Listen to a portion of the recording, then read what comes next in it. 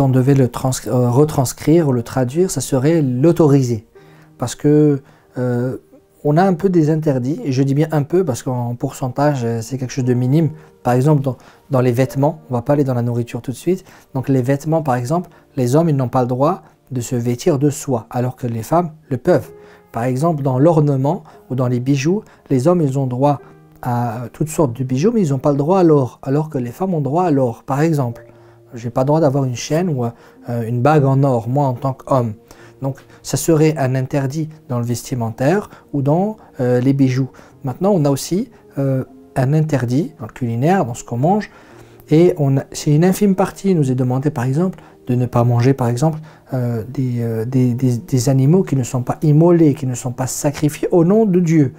C'est important. Et si on ne trouve pas, alors on a le droit de manger les animaux qui sont sacrifiés au nom de Dieu chez les gens du livre, c'est-à-dire chez les juifs et chez les chrétiens. Et si on mange des choses interdites, alors le prophète de l'islam nous enseigne que nos adorations et surtout nos invocations ne sont pas acceptées durant 40 jours. D'où l'importance de faire attention, on fait de notre mieux, sans être des enquêteurs, on ne va pas tous enquêter et aller déranger tout le monde, mais on a ce devoir de faire une recherche minime, au moins de savoir si la viande, par exemple, parce que quand on parle du halal, la viande halal, c'est ce qui revient à chaque fois, donc c'est sur la viande que ça revient, mais en réalité c'est valable pour toutes les choses de notre vie.